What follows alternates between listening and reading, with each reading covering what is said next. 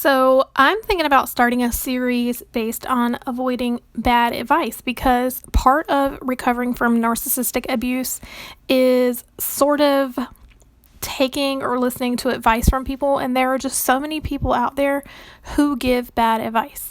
One piece of bad advice that I frequently see is people telling other people to leave their significant other.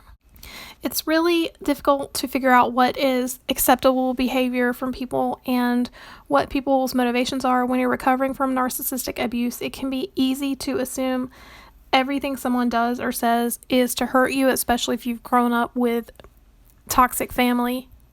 So when we're recovering and when we finally get away from these toxic people, it's almost like we're emotionally raw and we have no boundaries around us.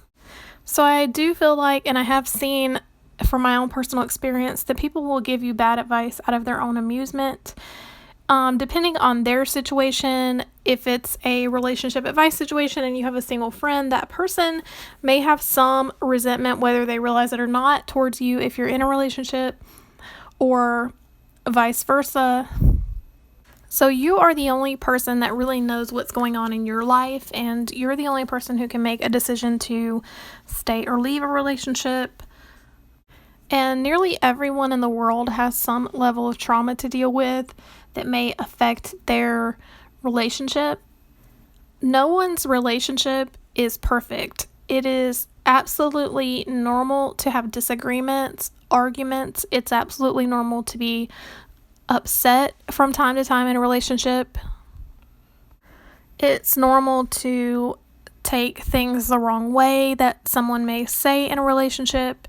It's normal to say things you don't mean in a relationship. This doesn't mean that you throw the whole relationship away.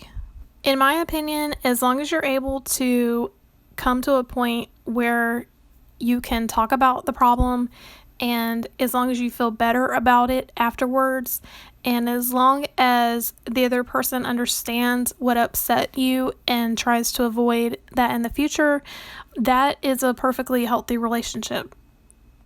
And some people will project all of their negative feelings and emotions and experiences onto your relationship, and they will tell you that you should leave the person because they've dealt with this in the past and this gets worse, and this person's not going to change.